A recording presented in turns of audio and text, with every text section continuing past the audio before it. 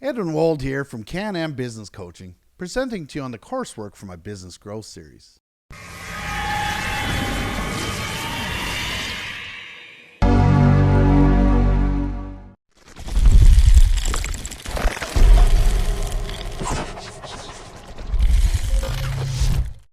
Thanks for joining me for this video. I'm excited for your progress. Let's look at the world of innovation. The inventors in the crowd will love this book. Even if you're only moderately interested in intellectual property, you'll want to use it to make your products the best that they can be. Learn how you can protect your inventions via patenting and promote your company through branding and trademarking. Be known in your industry. Be recognizable. Then, as always, let's teach it to your team. Reading the book, How to Grow Your Business with Innovation, a coaching guide, you'll find the following 10 chapters. Chapter 1, so you have an invention. Chapter 2, analysis first. Chapter 3, you can certainly do this. Chapter 4, starting with why. Chapter 5, knowing when. Chapter 6, learning how and making it happen. Chapter 7, inventors are not born.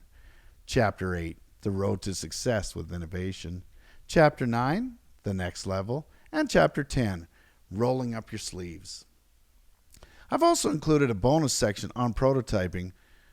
Once you've read the book in the series, we'll go over it together, and then the same with the workbook. My goal was to write short books that were easy to read and full of useful information. Our goal here is step-by-step change that cumulatively makes massive change to your business via understanding, then implementing. Let's keep rolling towards success and ultimately greatness. Let's go over the chapters together now that you've read the book, and we'll follow with the workbook companion in the following video. Chapter 1, so you have an invention. Inventing and R&D are fun. Some have more natural talent than others in this area, but all can contribute intellectually to the greater good. The world needs innovation, and it helps society develop. Successful businesses are run by people who fight off resistance, take action, and adapt to change. In a similar way, successful inventions are brought to market and sold by sheer determination and perseverance. Let's make the world a better place. Chapter 2, analysis first. When you have an invention, the next step, as always, will be to analyze it before moving forward. Be honest, realistic, and accurate as you can be. Know you'll face obstacles and will overcome them. Make sure you have the finances in place to see it through. Common challenges facing innovative folks like yourself are: how do you take your invention from its current state to completed development? What constitutes a marketable product? Do you feel exhausted believing that you're the only one who understands your invention properly? Do you feel inadequate as a marketer? Do you need a creative leap? What does the patent process involve? What do you need to do to license your product? How can you manufacture and ship your product to customers?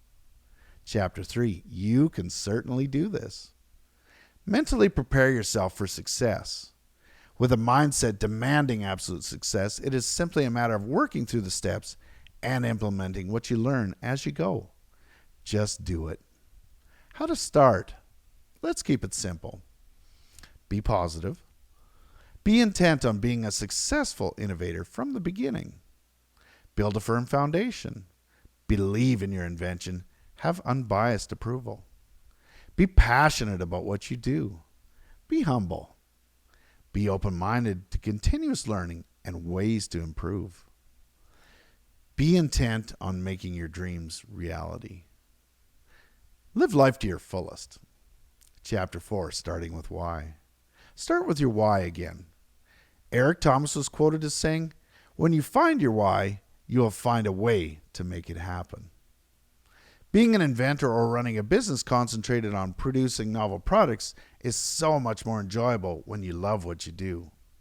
Developing your invention and growing your business should be a labor of love. Chapter 5, knowing when. Live life to its fullest. Living life on those terms, you should have few regrets and will make the most of your life. Do all you can and be selfless. Doing all you can day in and day out consistently will build a feeling of self-integrity. Theodore Roosevelt gave us good advice by saying, "Do what you can with all you have wherever you are." Chapter 6. Learning how and making it happen. If you've had little to no experience in patenting, this will be new to you. If you've watched Shark Tank, you'll have an idea what's involved on the back end. This book concentrates mostly on the inventive process options. Whether you're an inventor or are running an R&D department, much of the process is the same. Inventing is not easy, and serial inventing is even more difficult, but it can certainly be done. You'll want to figure out the system that works best for you and your company. Solve problems in a repeatable manner, and you will have a great following. Develop great products. Improve your industry. Chapter 7. Inventors are not born. Inventorship can be learned and is not exclusive to those who appear to be natural-born inventors. Some naturally have more affinity to it, and that's okay. Creativity is difficult to replicate, so be grateful you're inventive. I think creativity can best be learned through experience and by learning a process that can make you reliably creative. Inventing products in succession is hard work that requires dedication. It isn't glamorous like most people think it is. Successful inventors have processes that get followed, yet there needs to be room for creativity. Businesses have stricter processes, but should be creative as well. You'll develop yours in the workbook portion. Chapter 8, The Road to Success with Innovation. This chapter guides you through the patenting process. The information provided is from the USPTO website and isn't advice, but shows you guidance from their point of view. Again, as always, nothing in this series is to be taken as legal advice. Chapter 9, The Next Level. As always, we're building plans and executing them and being accountable to mentors along the way. This is a proven process that leads to success. Let's get to the next level. If I've seen further, it is by standing on the shoulders of giants. Sir Isaac Newton. Chapter 10, Rolling Up Your Sleeves. Chapter 10 discusses our act of building and keeping the work-life balance truly in balance. It keeps us grounded and focused as well as gives us strength. With a healthy work-life balance, your family will be realizing the rewards of your hard work and celebrating with you, cheering you on. Let's keep up the hard work as we push through the series. Great work. Review the bonus section on prototyping, and we'll move to the workbook where we'll examine it more closely via implementation.